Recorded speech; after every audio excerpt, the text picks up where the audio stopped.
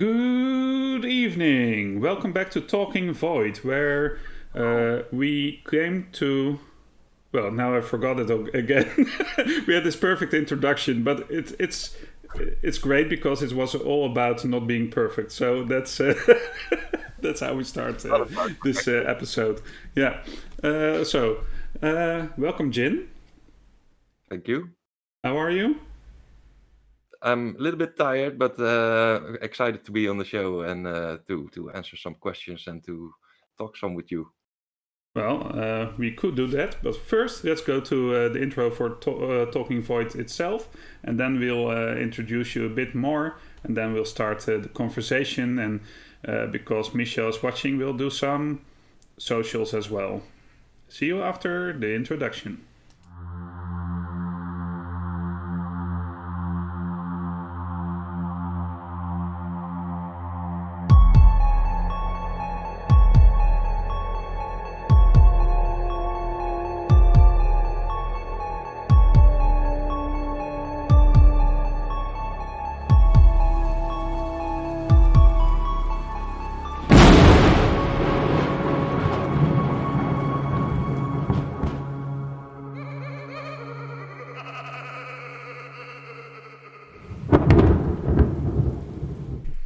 Well, welcome back again. We are laughing a lot behind the scenes because, well, that introduction went as expected. See, now I'm watching my left corner of the screen again, but I have to look at the top screeny beneath my cami. And I'm just going to tell you that we are very excited to be back with Talking Void. This is the third episode. Jin is my guest, and we've got a couple of questions that we'll be answering. Some from our fan base and some from our community in general. If we can talk about our community yet, I don't know if we can do that. But in any case, I'm part of a community called Dungeons and Dragons, and Jin is as well. So it is our community, but it isn't ours, if you catch my drift. Anyway, chaos follows whenever I start talking. And so, as I said, some social talk. Well, we have all these socials, like Twitter, and well, Twitter isn't the most important one, but Instagram is one that really gets some attention, and where we post regularly about what we are doing and introducing our characters and monsters by now, and well, everything surrounding our small group of guys in this case. Can't say girls because there aren't any, which is a big regret.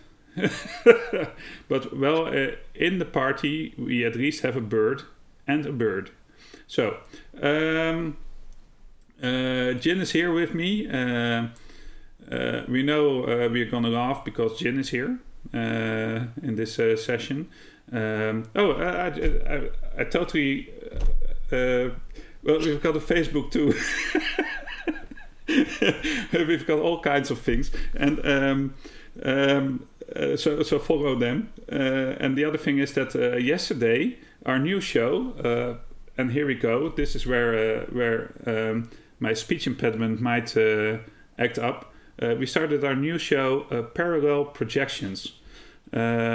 Which is me and Michel, or Michel and me, I should say, playing Planescape Torment in a really slow pace, but with a lot of extra data that from me, because I've played it before and I've DM'd the Planescape campaign, and with a lot of new and exciting balls and ahs from Michel, who is playing through the game for the first time. It's the greatest RPG ever made, so please go and watch that if you want, of course. It will be live on YouTube this evening. And that's one of our other channels, of course, YouTube, where we'll be posting all our things that we launch on Twitch first. Especially because Twitch is not really the greatest platform to have your videos for a longer time, so we put the VODs on YouTube and you can watch them there.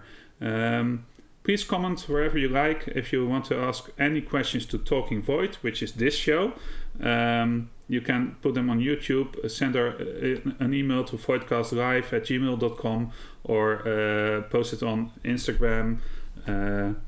In Twitch chat, you can ask any questions in Twitch chat right now about this episode as well. And just follow us anywhere, click the thingies. And for now, we hope you have fun with this episode. Did I miss anything? Djinn, did I miss anything? I don't think you did. And I only want to add that we do like Twitch a lot because we can live stream, and it's been going very well so far. So Yeah. I'm just going to follow you in everything. Yeah. Okay, here we go. And of course, but that's the thing I wanted to do at the end. I'm not missing the Precipice of Dreams, which will be airing next Monday again, but we'll get into that one at the end of this stream. And of course, we're going to discuss the Precipice of Dreams, because that's why we are here. We have some questions from viewers, well, as I said before. But first, Djinn, your first time on the show. I already asked how you were feeling, but how are you feeling now? I'm excited, and I'm really curious to the questions, and I'm really excited to talk a little bit about the Precipice of Dreams, because last session for me was a very good session. So I'm hoping to say more. Well, I hope you will be saying more, because otherwise it will be me talking the whole time, and which would be fun, because I like to hear myself speak. But I think there's well, if it's 100% me, it might get boring. Let's put it that way. So let's make it 50-50, right? Yeah. Oh, 60-40. Well, I just did a long social media introduction, so it's now time for you to talk about 3 minutes without me interrupting. So just go ahead. No, just or I guess you want to. I want to really thank our viewers and followers and everyone who is having a good time if we are making this show, because I'm having a lot of fun doing it, and I think that all 5 of us are. There's some people behind the screens who are supporting us, which is really helpful, and all of you guys, I'm really excited, because I've spoken to some people in my own city that watch this, and they are enthusiastic, and that really gives us a good feeling if we hear that it's being liked. And it's, for me, the first time that I ever play a 5th edition campaign, so I'm still getting used to a lot of the rules and the differences between the earlier versions. But I feel comfortable and safe with the people I'm playing with, because they have a lot of knowledge about the rules, and that gives me the freedom and the time to really dig into my character, because that for me is one of the most important things of D&D, to develop your character and to have these interactions with people who also develop their characters. And I'm excited where this is going to go. Okay, good introduction, and a couple of minutes added to our time. So, without further ado, let's us dive into this episode of Talking Void. I have all these things in my head, which sound pretty cool when I say them in my head, but when they come out, they're still cool, but they sound like other things. So, the first thing I want to discuss with you, the experience so far. We are in episode 3, but we are not really in episode 3, because in a way we have been playing for 7 sessions right now.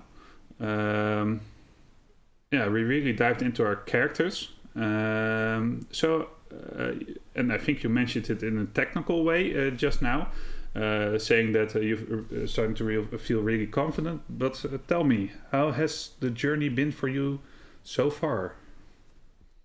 Exactly what I meant just now. So when we started, I was a little bit nervous about the fact that we're playing another version. So that we're playing a version that I don't know too well, and I don't like to make rule mistakes if I play. It's okay to have that from time to time, but we well, the most campaigns that I played, we have this sort of a rule which says the thing that you have to do as a player is know your character. Just be sure that you at least know what your possibilities are and what your options are, and that is something that I like to have in my system so well that I almost don't need my pen and paper and my rule books to know this. And I was sort of nervous about that, but I'm feeling that since our first session to now, I'm getting there more and more. And I think that the first sessions for us were really new world, new set of rules, other players that I haven't played with before, which I really like as well. And that was really getting to know each other and getting to know each other's playing and talking styles. And I think that since we went live, we already had that feeling in between us. And that we're growing and growing and giving each other more room. And I don't know if it's the same for you, Jasper, but for me, it's like there are these moments in playing that I'm so curious as to what the other character will say or will do, that I don't feel the need to do something myself, because I'm just like really enjoying the moment and enjoying the interaction between other characters. And that is something that I'm enjoying more and more and more. Well, I think I can relate to that. Yes, I it is very nice to be able to shut up during our sessions and just listen to what the others have to say. A couple of sessions ago, my character went away for a couple of times, and your character really was away, and I wasn't bothered at all. It was just well, they were discussing my character, so that was a bit strange. You were discussing my character, in a way, but it felt so nice to sit back and just watch the others of the group that I'm in play their characters and really getting to know them even when you're not there. Yeah, I liked it very much. And the other thing is that we are getting used to is the whole technical stuff surrounding our stream, which is different as we are used to play at home, because Roger really takes the lead in that when we are playing the Precipice of Dreams, and he has to really change screens a lot, and we suddenly have a digital battle map, and which we never used before.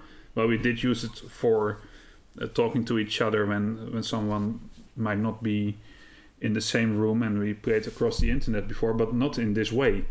And then it's framed as well, in a beautiful frame made by Eric, and all these videos that start off the show made by Michel, and with art from Eric and music from Michel and Stone Golem.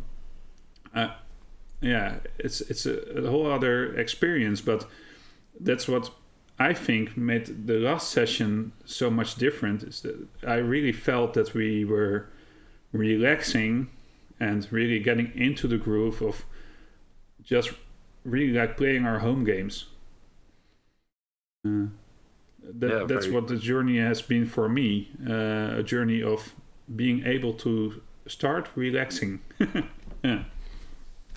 I viewers probably don't know that, but I am not so involved with the whole technical part of the show, and I'm just hearing all the other guys speak about all the technical difficulties and the little problems that need to be solved and how we should manage our sound and video screens. And it seems like it's a lot of work, and I really want to take this moment as well to thank everybody.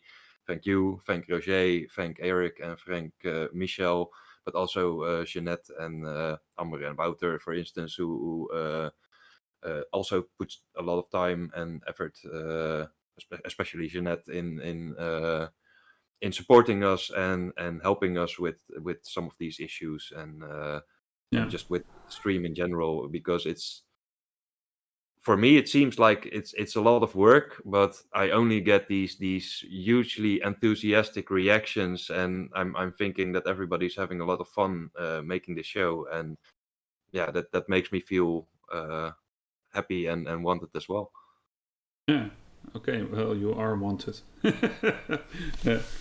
Um, yeah. Well, there's a question in chat from Michel. So should I answer it? But it's about what do you have on your forehead? Well, in the Netherlands we call it a pleister, and right now I don't know the word in English. So, I think it's a band-aid, right? oh yeah, band-aid. Of course, it's a band-aid. Band-aid. Yes, there it is in chat. Thank you. Band-aid. Band-aid. They're spamming it. Yeah. So that's that question answered, and it's a child version. So enjoy it while the show lasts. Won't be there forever. Yeah.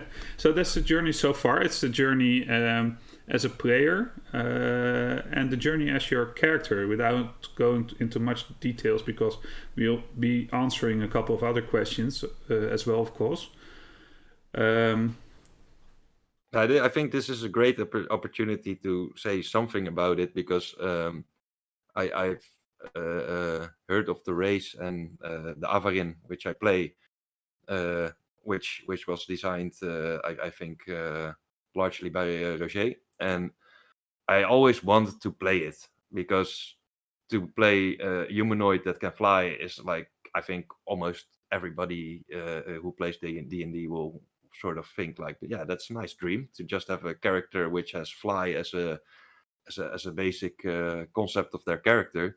But then suddenly I needed to figure out what is an Avarin, and how do they function, and are they birds, are they humans, are they somewhere in between, what is their society. And I hope that during our shows you will find out, because I've thought about it a lot, and I talk with our DM about it a lot, because obviously I don't want to invent stuff which doesn't fit in the adventure. But so far we have a lot of nice ideas, and it's really strange to, like, I've played other non-human races, which you need to have a little bit of fantasy to see what kind of society they come from. But this Avarin race is definitely a challenge in that sense, but one which I like, and one which I think will lead to a lot of fun during our sessions. Yeah, I think so too. It's a really interesting character so far.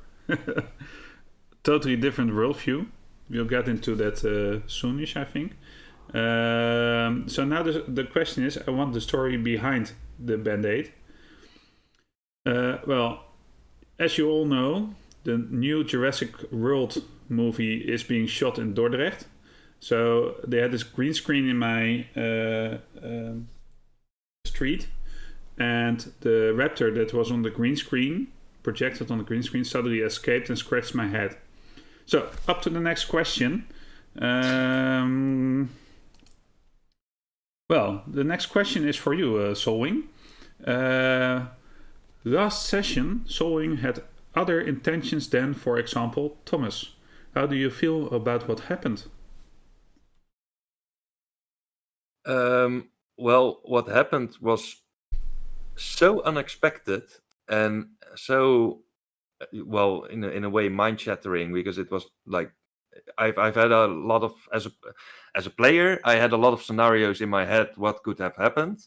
Then I projected that on my character, and I had an idea what my intentions were, and then suddenly everything went to fleshy pools, corruption, and all these things that I completely didn't see coming, and that totally changed my intentions on the whole situations. Because at first I was actually scared. Afraid. You were petrified. And you Yeah. kept thinking, I could never live without you by my side. No, it was more like when the monk showed up, I was already thinking, if we kill him, then we'll probably get into trouble, because then they will sort of think we are the perpetrators of killing someone.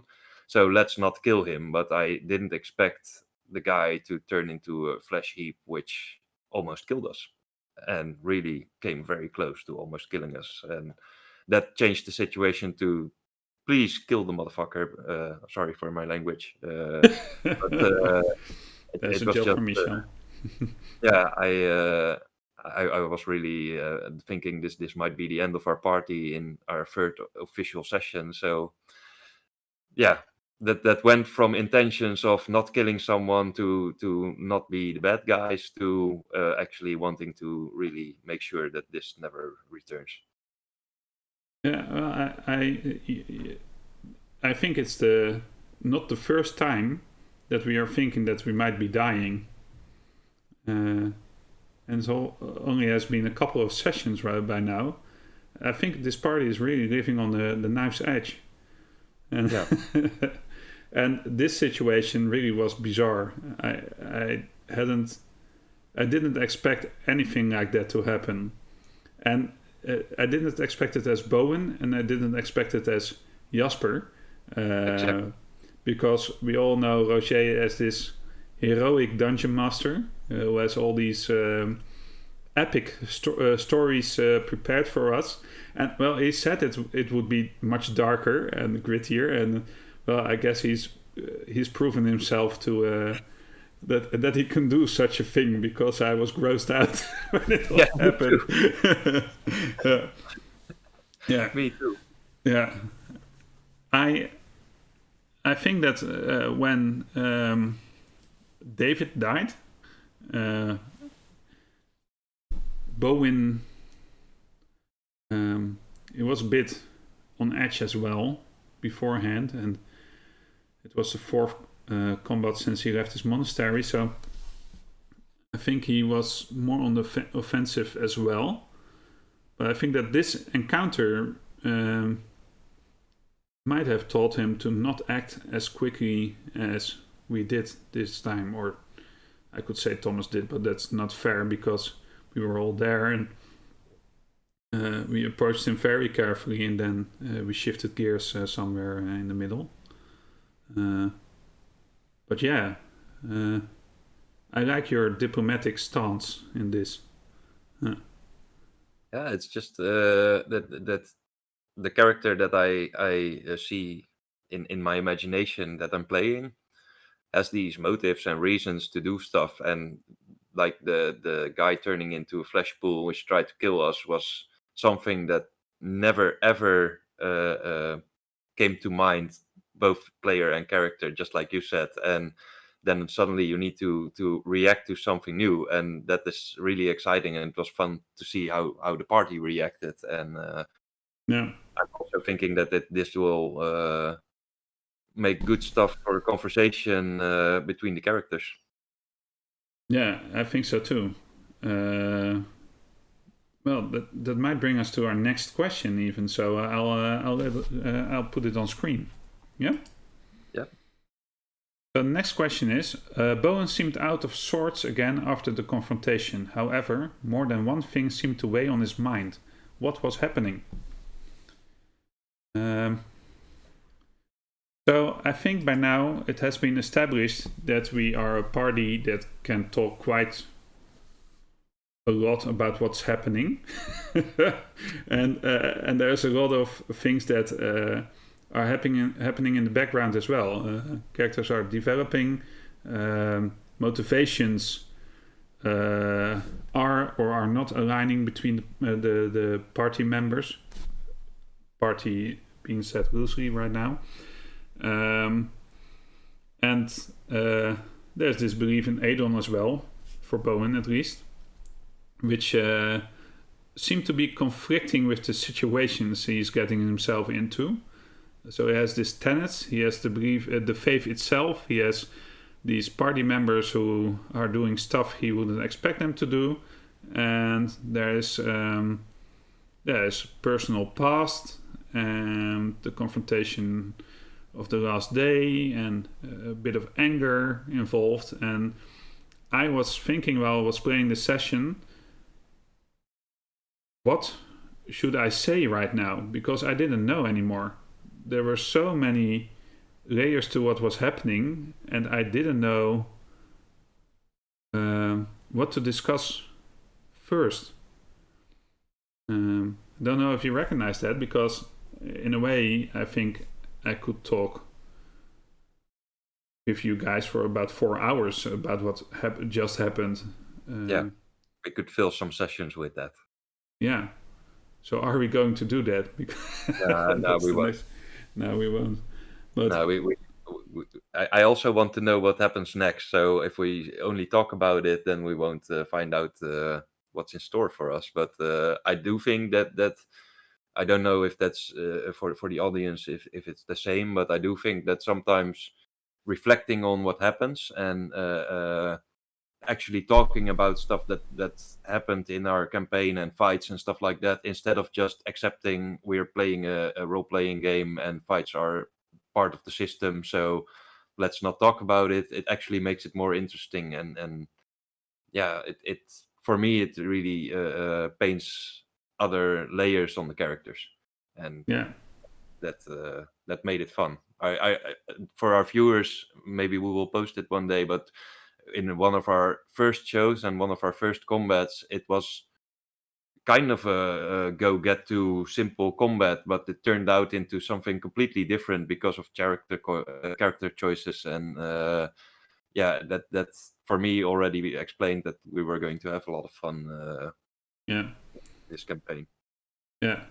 So, but this time I really struggled to not do something for a whole round, because the stakes were immediately so high in this one, Yeah, and the but encounter I was enjoy hard. that Yeah, a lot about Bowen, because you become very very human and very like in real life, if something extreme happens, a lot of people freeze or take some time to think, am I going to mess with this, or am I just going to leave, or they need time to adjust to accepting that situation. And in D&D, it's almost always, if something happens, everybody knows exactly what to do and when to do it. And I don't feel that with this party, which makes it interesting, because these things happen. You play around where you're still thinking, how should I act? But in game terms, it's also costing us valuable hit points and time, and this makes for interesting combats, I think. I think so, so too. And So that's what please, I really like about Solwing, is that he can take a step back in the middle of combat and say stuff like, "Are you sure you want to continue attacking us?" or something, or well, I think I heard him enough. Now let's take a step back and just take the dodge action, to see what will be happening next. Yeah, I like that. It's really good dynamic uh, between the party. And we of course have Gunter, who was maybe one day we will make some friends out of enemies. yeah, just talk to them, be the Yeah, nice guys. I'm hoping that that we'll be doing that. But if our encounters involve a lot of these kind of fleshy monsters, then then well, we didn't try to talk to it. That's true. no, So, oh I didn't feel man, like for a fleshy monster, you're handsome. You're so handsome. Or should I say beautiful? I don't know. You really But brush your teeth, Yeah. I think this first encounter I was too paralyzed to say anything. So Yeah, me as well. I can't even see them as true living forms or anything right now. Maybe we come to know them as a very gentle people who are always pushed into a corner, and yeah, we can therefore always this, hope. We can always yeah, we hope. can always hope. Yeah. Yeah. So, but to get back to the questions, well, I decided to first show panic and then be quite. Um, how do you say? Direct in my method of communication of what I was thinking would be the right course of action afterwards. And those were pretty much opposite of each other and happened pretty quickly after each other. But I think that in the long run, there's a lot of other things that I could have said at that moment. But you have to choose something to say at that specific moment, right? Yeah. But I like that about Bowen because he's clearly a character who is still developing himself.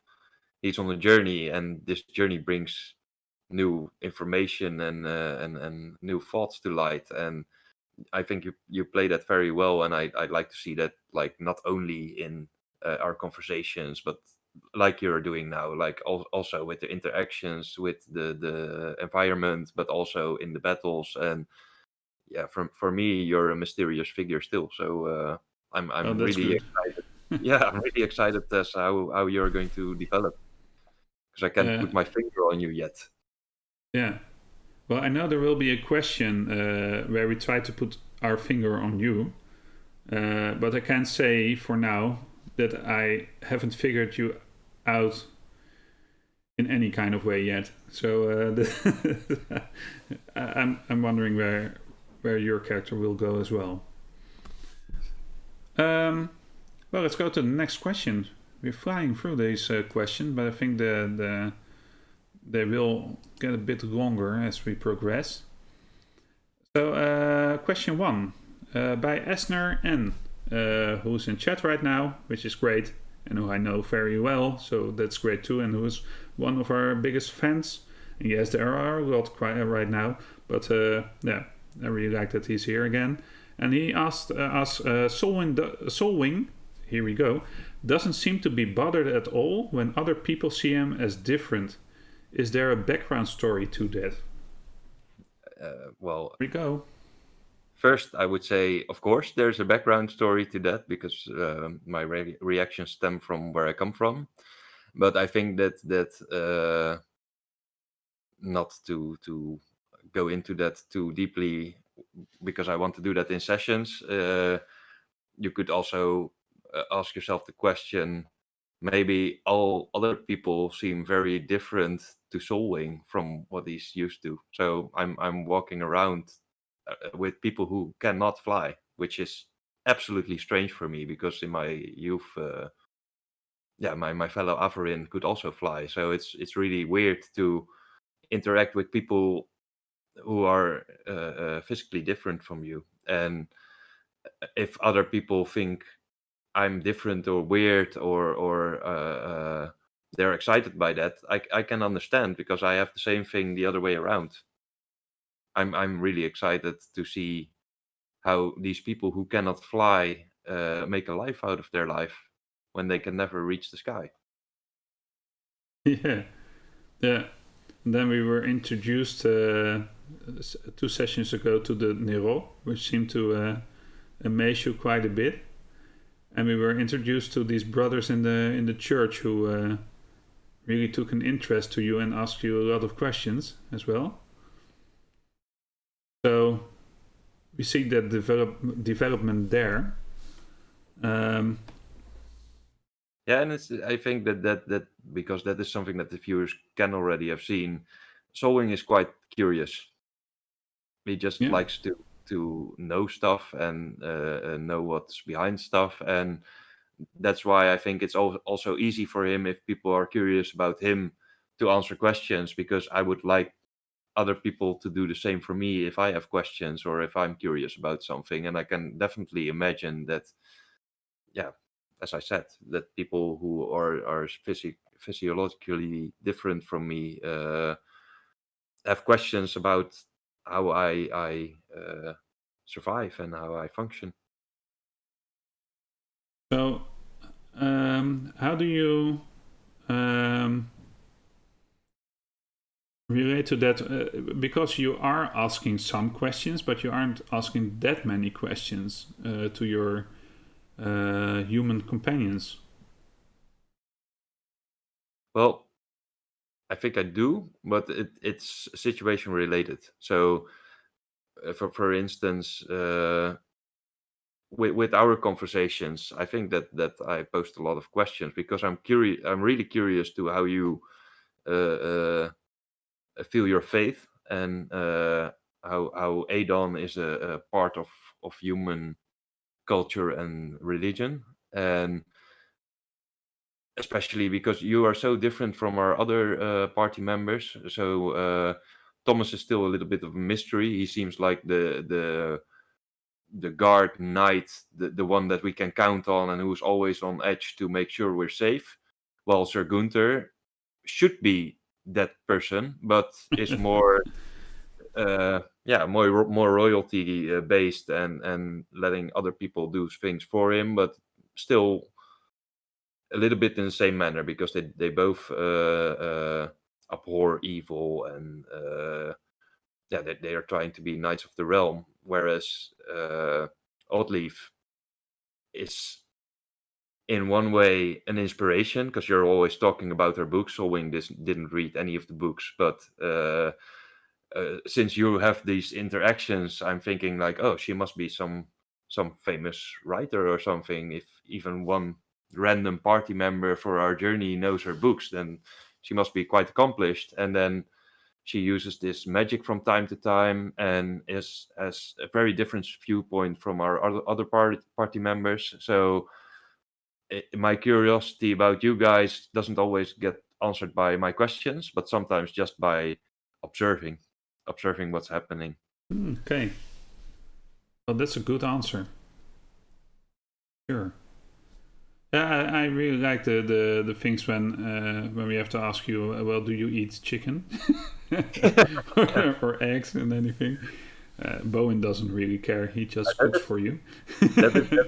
I'm loving your cooking, but that is, for me, that is one of the funniest things so far in the campaign, because every time I meet a NPC, they immediately ask like the general questions, like, "Can you actually fly? Are you from an egg?" But my party members never ask those simple questions about me. Yeah, They ask why do you think that is? because I don't know. Maybe because they think they will find out anyway. Yeah, I can answer you that question for Bowen. Isn't that much of a secret? But Bowen is being very polite, or politically correct, or however you want to put it.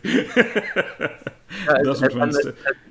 It's funny because both as a player, as in character, I'm really wondering, like, are you guys just used to other people, or are you not curious, or are you so involved with your own quests and your own thoughts that you don't have time for these questions? But I'm thinking that somewhere in the future these things will be spoken about. Yes, I think so too. Yes. I'm wondering if we are really going to see your culture as well in this campaign. Well, so far you've been seeing it every session in me. Yeah, of course. But I want to see the interaction between the Avarin. Would be fun. Yeah. I think too. Yeah. Okay. Well, we are flying through our questions for the evening, but I think that we are answering them pretty well. I hope Chat agrees with me. Chat, do you agree? There's a 5-second delay, so then they have to type as well. Love it, says Michel, but that's Michel again. He's part of the crew. So, although I take it seriously, Chat is happy, says Esner. So that's great. Yeah. So next question from Minka Moves Minka. Kiss. Smiley with heart-filled eyes. I want to know everything about him. Me too. Well, so that's why I'm posing you this question. What can you tell us about Kiss, Solwing, being an Avarin? Well, see, there I go again. I think I can tell you very little about Kiss, because Solwing is actually also really surprised to see a being come into being and then not being something that he knows. So in one way, he sort of recognizes Kiss as being a bird type creature, but on the other hand, I've never seen a bird like it, and I've seen a lot of birds, and this makes me curious, and so far I'm starting to check out our relationship, and I think at first I was seriously considering it to be food, but since I've seen him in action now, I think he's more likely to become a friend. I think he likes you very much. He's Yeah, flying like with you right now, or he's not flying himself, but he is under your coat. yeah, Mm. yeah. It feels like maybe it's a other version of a loyal pet, like a dog Yeah. or a horse. Well, that's about all the answers we'll be getting about. No, I'm going to tell you something about Kiss as well. Because you might all know he's my familiar. So, the funny thing is, Kiss came into being not as the most optimal of familiars, though he's proven himself pretty well. And I think, well, I discovered that he was optimal for Bowen after I had chosen an owl as a base creature for my familiar.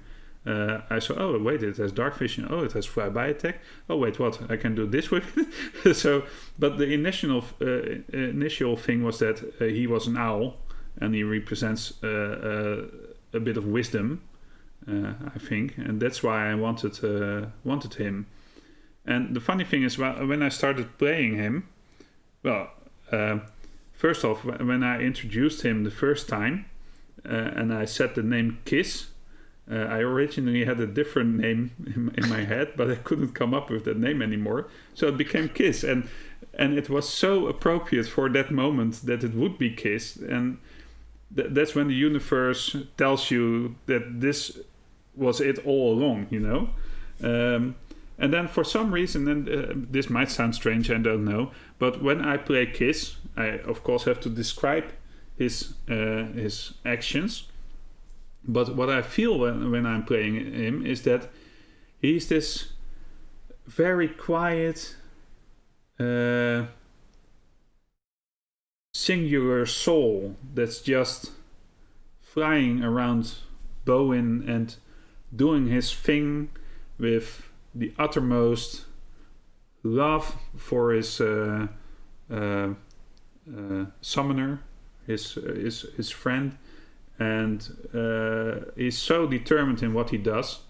He doesn't ask questions, mainly because he can't, but he doesn't second guess as well. He's just there, and he's doing what he must do. And the visual for Kiss is with the green tipped brown feathers, elongated wherever you can imagine them to be longer than normal, and the cat-like ears, of course. Well, it reminded me a bit of a Furby, I'm guessing, but at the same time much more mature than such a silly toy. And well, it just came together in my head all at once, and he was born. Now for the history, strangely I didn't mention him to our dungeon master in my biography at all. I knew I had him, but I hadn't described him in any of the situations. But I know that he's just always there, somewhere, as a comfort and in the background and waiting to be summoned whenever I like it. But he likes it at that moment as well, and he doesn't mind being not here. I don't really know where he goes when he's not here. I don't know if Roger made any lore to... about... I guess we'll find out. Yes, I'm guessing as well. He's this Fey-like familiar, and I think he just always sat on his shoulder and just was a second part of his I always, times when he was lonely and just watched the world with him. Yeah. I have a great fanaticism for animes. I really like to watch them, and a lot of them have this sort of mascot kind of small animal dude or dudette, which comes along also for a little bit of comic relief. But when I saw Kiss first, I was thinking, hey, here's our anime companion, but then he's like way too serious to be comic relief. Because in my opinion, Kiss is really dependable, reliable, and I'm happy to have him in our team. I'm more seeing him as a party member than as the horse of Gunther, for instance, which for me Yeah, is just a horse. mode of transportation. Yeah. I think he's that as well. He's just gentle and he's just there, you know, in the best way he can, with all good intentions. Yeah. So that's how he came into being, and I really like the first interaction with Aldrieve, which Erik tried to make a joke about, but switched the names for some reason, which was a bit sad.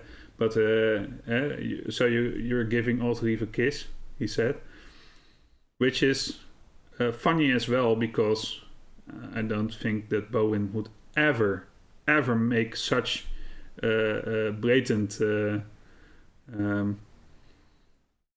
pull out of familiarity towards Aldrieve, or to anybody else for that matter. But it seemed really sweet as well at the same time. Although I think Michel found it a bit creepy, which I can imagine because you don't know Bowen yet, of course. But yeah, it really came together pretty well. So that's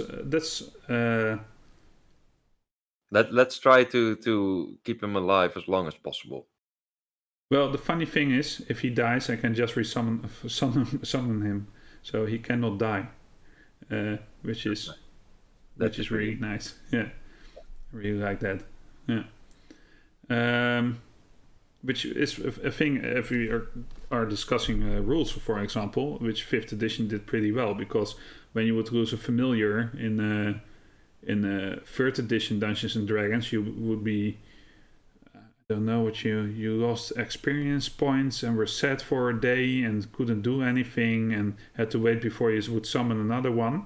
So it was really a stick for your dungeon master to whip you with if he wanted to have something done emotionally with your character, I think. And I think I've never really had a familiar in a party like that before. There have been animal companions, but that's different.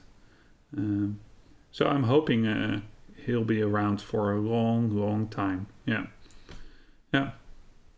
Me too. Little kiss, 12 centimeters tall in total. Yeah. That's very small, even for it's very small owl. Well, his feathers make him triple that size, his tail and everything. But yeah.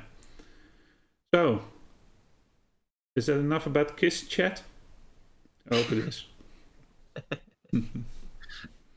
Yeah, loving it. Thank you for being on the show, Djinn. No problem. I'm having fun too. Yeah? Good. Yeah. Always learning new things. Yeah. So, this question is for Bowen. So here we're going in a bit of a slipstream for Bowen questions, but feel free to ask me stuff or add to your personal, maybe monastery-like traditions, I don't know. The question is by Esner N again. Before leaving the monastery, what did Bowen think the outside world would look like? What was the scariest thing he had experienced before meeting up with his new travel companions? Well, the funny thing is I think that Bowen experienced a couple of really scary things when he was in the cloister, and that although our previous session put a whole new level on scary, that wasn't the scariest thing he ever encountered, because I think the things that really touch a character are the things that touch your friends and are not the monsters outside. And he had a couple of friends in his cloister. I've discussed that in a campfire session. I think it was the last pre-game we did, where I talked about how the dark delirium, Yep. saying it right? Yeah. Took over the surroundings of his cloister and really wreaked havoc across the countryside. That is by far, I think, the scariest thing that he has lived through, and which caused him to not be naive ever again. So he might look like he is like a child, for example, but he has seen a lot of darkness. Although I won't tell you of any other types of darkness he has seen, but yeah, this was a very dark period in his life, and it has been a long time since then. But he lost friends in that plague. So before leaving the monastery, what did Bowen think the outside world would look like? Friendly.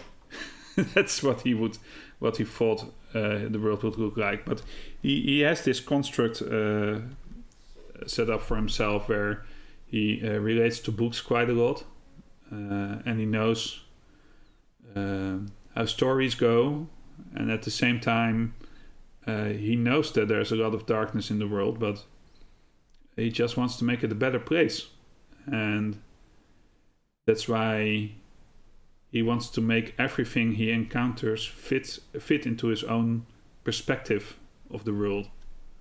He does know that not all goes according to the will of Aiden, but he wants it to go to the will of Aiden because the tenets are beautiful, and the world would be at peace if you would follow those guidelines. So there's a bit of a rebellion in there when he encounters situations where things don't fit that perspective. Yeah. But I like how you always try to convince everyone in your surroundings that it should be like that. Yeah, but it should be like that. Yeah. Because the funny thing is, or not that funny, pretty seriously, why wouldn't you want it to be like that, right? If it would summon world peace and everybody getting along together, then maybe you're right. Yeah, I think so too. Because I would want it for as Jasper as well. A guy full of honesty, of love, of moderation, maybe a bit less, but Bowen has the same problem. There we go. and being faithful, well, okay, but you can be faithful to the tenets, and that's quite a nice thing, I'm guessing. So there's a question in chat. Question for Solwing. Considering he had to flee his home because of a wound, how does he feel about seeing ostensibly a new wound in front of him? That's a question we can answer. I would have thought it would be more about this, but so do you want to add to this sun religion? Well, I think that we'll see a lot about that also in the coming sessions, and that is definitely. I think that in that sense, Bowen and Solwing are very closely related because we're both very pious in a way, and I do think that I try to project my my sun religion on my daily routine of being, but maybe I'm a little less strict because the sun religion doesn't have tenets like Adon's, and it's more like you live with a belief system that life comes from the sun, and that you should honor and cherish that. And in a way, I think it's easier for Solwing to see other people not having his religion, easier than it is for Bowen to see how Adon is not being followed. Okay. Yeah, I can imagine that. So what does the wound mean for you? Well, the wound is a different story. It's more on a personal level because it's definitely the wound in my homeland is definitely one of the reasons why I'm here right now, and uh, it's been a very big impact on our race and on the way that we are living, and maybe in a way it's like you were living in your monastery, I was living in my country, and then the wounds came, and then everything got messed up. And uh, yeah, to have a wound in your environment is like one of the worst things that can happen in this campaign setting. And to be witness to maybe a new wound forming and seeing how that happened was something that nobody ever talked about. Nobody ever gave us, any of us, information of this is how wounds come into existence. And seeing this happening means that there could be a lot more wounds coming into existence, because if people are actually sort of carrier of a sort of wound virus, or however you want to call it, then maybe our planet is doomed. Yeah. Because as soon as a wound comes into existence, it starts growing, and the only way to stop the growth is to stop feeding it in a way. And that's what everybody tries to do. But if there's also the possibility that whole new areas will be infected, yeah, without us being able uh, to foresee it, then definitely this is a big problem. And this means that maybe there's nowhere where safety lies, and that's a big impact.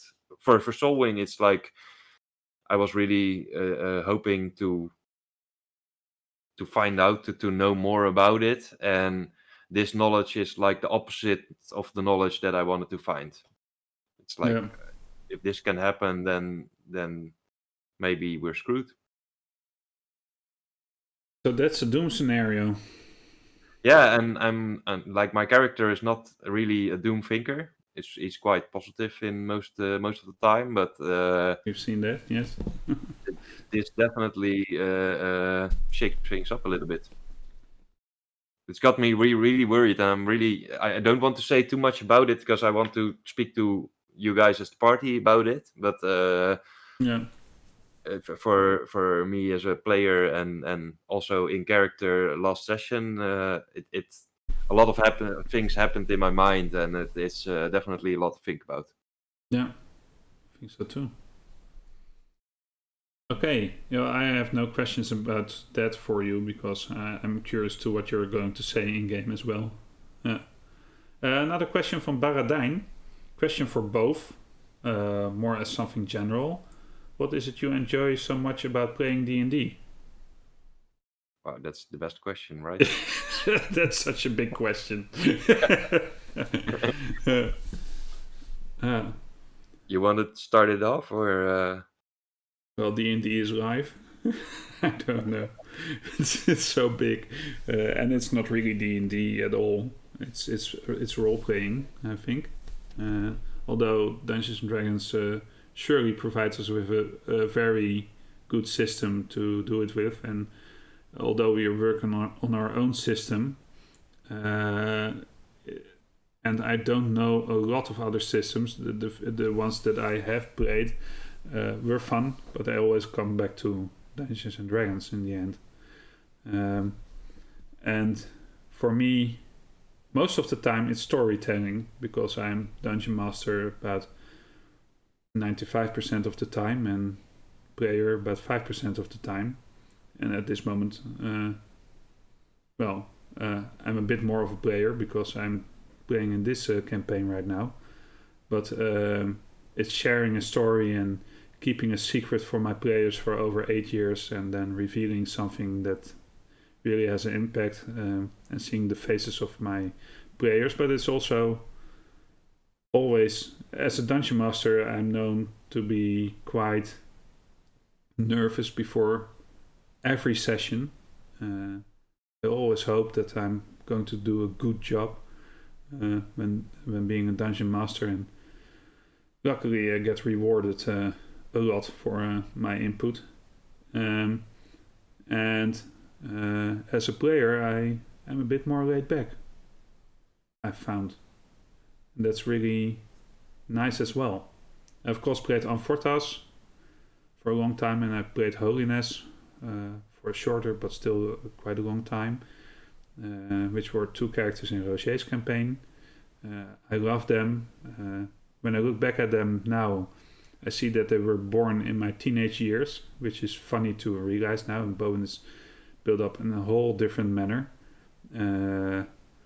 But yeah, it's a life vein for me, playing Dungeons and Dragons, playing role-playing games. It's, yeah, and that's why we are doing this, I'm guessing, because I really want to be doing that all the time in the end. It's very agreeable what you say. I don't have that DM's perspective because I didn't DM any games. But to answer that question, I would have to answer in layers, because like the most practical thing for me, and I get told that by a lot of people that I know as well, is if you play D&D, you need to commit a little bit of your time, and you need to do that on a regular basis. And on the one hand, this means that you have something which occupies your agenda. On the other hand, it gives you the opportunity to regularly see people who I all consider very close friends. And I'm currently playing, including this game, 3 campaigns, and it's all bi-weekly. But it means that I get to see 15 of my close friends bi-weekly, and still remain in contact with them after my teenage years and my early grown-up years, and talking to a lot of people in my age group, and about their experiences. Their group of friends is smaller, and they don't see them as often as I see my friends, because they don't have that fixed time where we meet and play a game. So that's the one advantage that I can say, that it keeps me connected to a lot of people that are close to me. Then more for myself, it's of course a form of escapism from the real world, where also bad things and good things happen. But I've even had this moment where I sat just in front of a D&D session, finally back to real life, because it was just like finally I had this place where I could go, where I was another character, and where, well, there were some problems, but you could do something about it. And in my personal life, there were some problems which were not resolved, and were not resolving themselves anytime soon. So it can really give me a lot of a sort of a place to feel comfortable, even if things are dire in actual real life. Mm. And yeah, it's just, I have a lot of fantasy in my head, and I think role playing games are the best way to get your fantasy out of your system, or to play with it, and then to share that with other people is magnificent. And yeah, in my opinion, it cannot do any harm to do it, because it gives you interaction, it gives you the right to fantasize. If you have a good DM like Jasper or Roger or Eric, or a lot of other great DMs, one of mine is Werner also, they create a world where it's like if you're watching a movie, you have the protagonist, you follow him, he has this adventure, and depending on what genre you're watching, either in the end he saves the day, everything is okay, or you're sad that he gets killed or she gets killed, or you're melancholic because it reminds you of the real world. All these things can happen in D&D, and only as a player you have one of the leading roles of the film, and it's still not written how it's going to end, and you have Yeah. a say in it. And that is like one of the most amazing feelings you can have, especially if things become epic and the world becomes real, and the feeling of the whole setting and the campaign is getting inside your system. Wow. So, Yeah. few Very layers good there. answer. Yeah. Chat says it as well. I have something to add to that. I remember when I was in university and things weren't going so well for me, that instead of being able to dive into this fantasy world, I became quite cynical of it, because I always felt that we were together, but no one asked each other the really deep questions about what was happening. So instead of me being heard, me really making contact, I started to feel that it was a bit superficial. That we were there as our characters, but not as our persons. Which luckily went away. But it was a time when I thought, wouldn't it be great if at the start of a Dungeons and Dragons session we would really ask ourselves, how are you? To start off an evening. And sometimes that might lead to a whole other kind of evening, but that's what I missed for part of that. But in general sense, I think it's what you are saying, kind of lifeline and a kind of, well, maybe it's not escape, maybe it's just part of you. I really don't like the escape term when talking about role-playing games. And I used it because other people use it, and Yeah.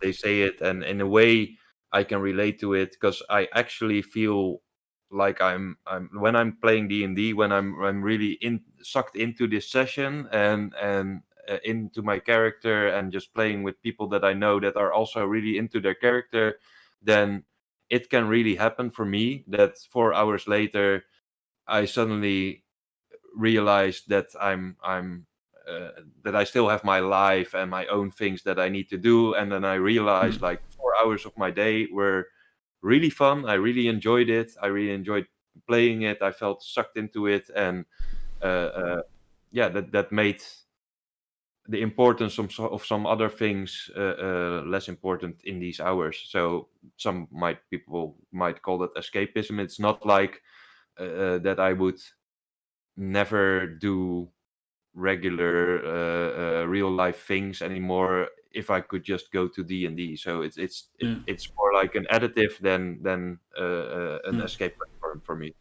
And I can relate to what you just said as well, because I think that all people who have had very long campaigns might have felt this one day or another. Like, I'm having a really bad day and nobody's asking me how am I doing, or somebody is quiet all this session long, and when you end and you're home, you're thinking like, hey, that guy is always talking, so why was he so quiet? And then you realize, like, I didn't even ask him if there was something going on.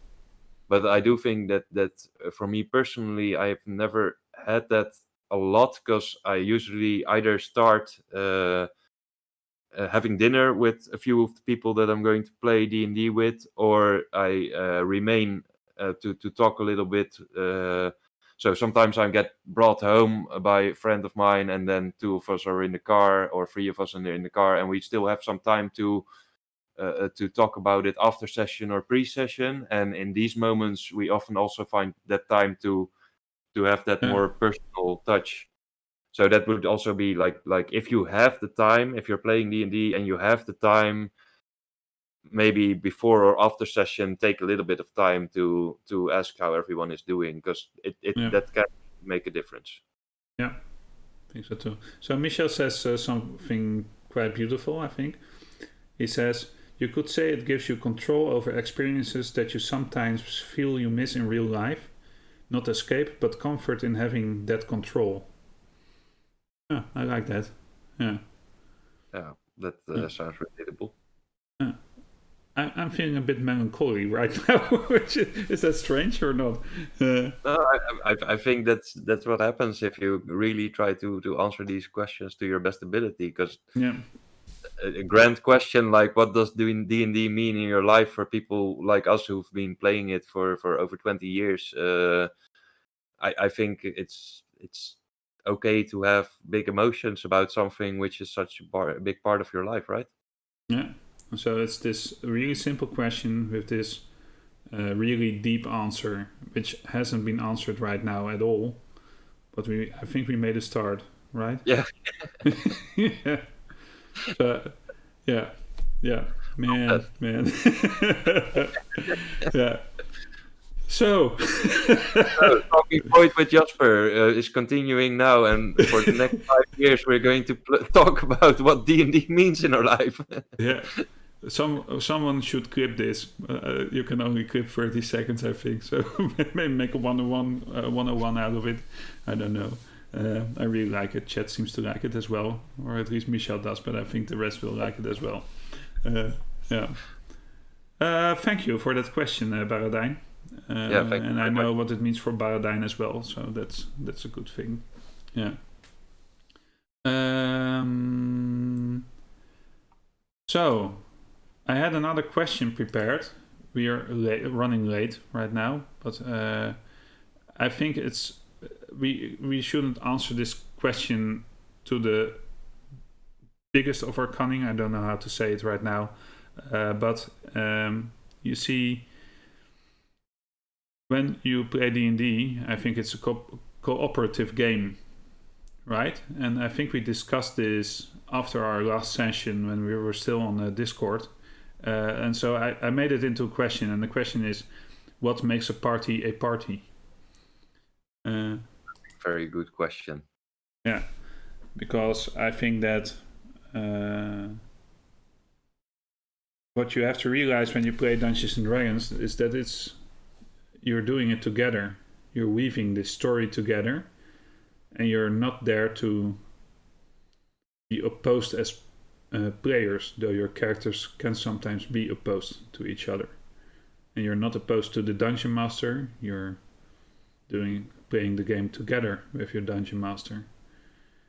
And so I think we said we're not a party yet, and at the same time we said we probably will be at one point. I think that's what this question is about. What makes a party a party? Djinn, can you answer it in one simple sentence? I'm going to try. I think people working together to solve a common goal, although their ways of doing it might be different. That's the shortest I can go, I think. Yeah, I think that in because of the critical role era where we live in. I know you aren't watching that show, right? No, but I've seen some fragments. That family is a big thing that comes out of it, but I tend to disagree because I think it's more what you're saying, accomplishing a goal. But you don't have to be family to do that. You just have to be aware where your character fits into the story, and that you give each other space to develop towards that goal. Yeah, I can. I've never heard that family reference, but I can relate because I've had one campaign also with Roger, where our party really felt like close relatives, like we were really on par, and we would do everything for each other. But I'm also at this moment still in a party where there are a lot of conflicting interests, and I would never. Well, maybe I would call it a dysfunctional family, but I would never call it a family. I would definitely call it a group of people who are working towards the same goal with all their personal goals behind it, and that's still definitely a party. But maybe I don't have that family feel with that party. Yeah. So Michel again says compare Reavers to Chosen. You were one of the Reavers. That's the family you were talking about, I think. Exactly the family that I was talking about. Yeah, And I was part of the Chosen. yeah, and you were I think you were Sibling brothers and sisters, I think. yeah. If you make the family comparison, that's how good it can get, but not much better than that, I think. Yeah. There was a lot of rivalry there, and Yeah. that was not within our group. There was no rivalry. There was only cooperation, and Yeah. but it was also fun to see these groups next to each other. Because it was fun to play together. Yeah. That's the main difference. Yeah. Right? I know when we met you guys, the Chosen met the Reavers, and there were these things about who would be able to bond to which character from the other party, and that immediately blew up in each other's faces because predictions were wrong. Yeah, assumptions were wrong. Everything was wrong at that point. But we continued playing for quite a lot of years with a party of 10 to 12 persons even. Yeah. So that tells you something about what makes a party a party. It's not family. It's not even friendship, I'm guessing. It's cooperation in a way, from a player's perspective as well as a character perspective. Yep. Sometimes you need to put aside your personal differences to accomplish something together. Yeah, I think so too. Yeah. Although I do hope a little bit that our Precipice of Dreams campaign will result in a party which feels like family. Yeah, I hope so too. A lot of doubts about it, but I hope that maybe we can accomplish that at some point in the campaign. Yeah. Well, that was a short answer because the funny thing is when these answers are these questions are so open, you could discuss them for hours, of course, and really go into detail. But I'm hoping there will be questions about these kind of things that we can answer in a later Talking Void or even in a separate series. I know Michel's working on one about backgrounds, writing a background, having a background, whatever. So I'm hoping that these kind of questions start a conversation in a way. And with that, we've come to our last question, which is not a question, but it says, "This is the end." Yes, it is. The end. Yeah. How does that feel? It went a lot faster than I expected, and I really liked the questions. Some were very, very, very, very big, but I think that it's really nice to think in these big manners about stuff, and it was really nice. Well, we're both a bit philosophical as well. I think. Yeah. Right? Yeah, and I think that we did a great job of not monologuing the whole thing, because I can also have these tendencies to just keep on talking, and you told that yourself at the beginning of the session as well. But I think that you left me enough room, and I hope I left you enough too. I think so as well. I really liked talking to you. Yeah. Well, I'm still a bit melancholy, I'm guessing. I have to get pumped up again, but I think that's... I don't mind being melancholy. I like it a lot. It's the music I like to listen to that brings me in such a mood. So I'm very glad that happened on this evening. Yeah, great answers. I had a lot of fun. Great questions. I had a lot of fun. Great questions. Chat helped out tremendously. Thank you very much, Chat. And well, now I have to mention the socials again and everything. I'm not feeling up to doing that. So they are below. Next Monday is the Precipice of Dreams at 8:30. And be sure to see our VOD on YouTube called the first episode of Parallel Projections. Here we go again. Where we play Planescape Torment, Michel and me together. And then Tuesday in 2 weeks there will be another Talking Void. And we're really getting into it, I think. So like us, follow us. Please follow us. That's the most important thing. Even if you don't look at us all the time, please click that follow button on Twitch and YouTube, because that helps us tremendously, and it's free. People who know me, I even follow this. You follow the stream where you're a part of. That's so cool. Thank you, Djinn. Thanks for being here. Thanks for a wonderful evening. Thanks for a great interview and a lot of fun. So let's go to the outro, and I'll do one cacao. Yeah. Oh, it's on YouTube right now, says Michel. So go and watch those parallel projections. Goodbye. Bye. Cacao. Cacao.